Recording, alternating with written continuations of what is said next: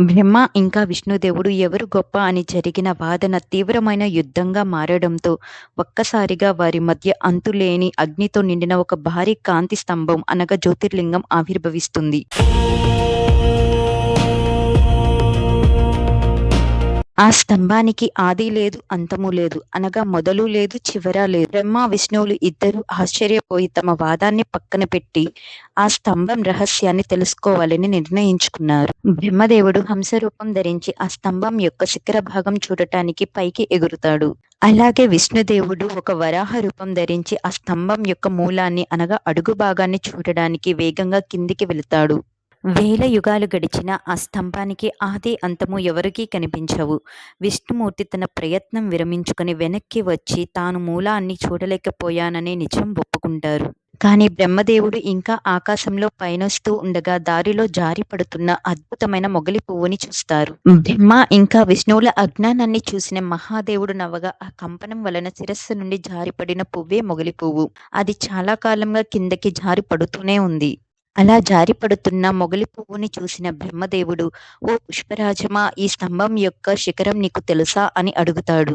దానికి సమాధానంగా మొగలి పువ్వు, ఓ జీవ, ఈ అణుస్తంభం యొక్క అగ్రభాగం నాకు తెలియదు.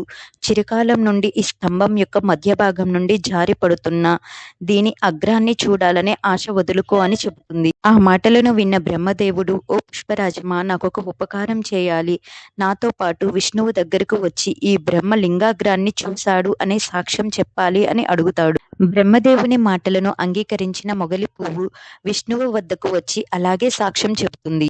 సాక్ష్యాన్ని నమ్మిన విష్ణువు బ్రహ్మదేవుడు నిజంగానే లింగాగ్రాన్ని సేవించాడనే నమ్మకంతో బ్రహ్మను షోడశోపచారాలతో పూజిస్తాడు. అబద్ధం చెప్పిన బ్రహ్మను శిక్షించడానికి ఈశ్వరుడు అగ్నిలింగం నుండి ఆవిర్భవిస్తారు.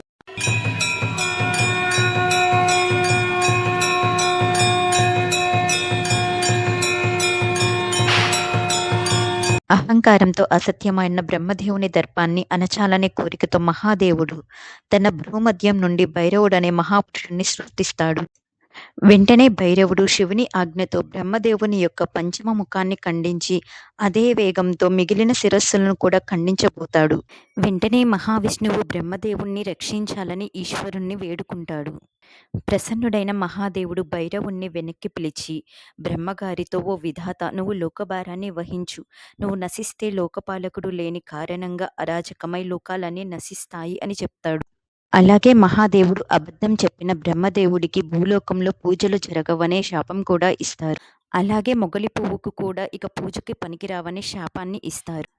అలాగే విష్ణుదేవుని యొక్క సత్యవ్రతానికి సంతోషించిన మహాదేవుడు విష్ణుదేవుడు భూలోకంలో ఉన్నతమైన పూజలను అందుకుంటాడు అనే వరాన్ని ఇస్తాడు. Please like, share and subscribe for more updates.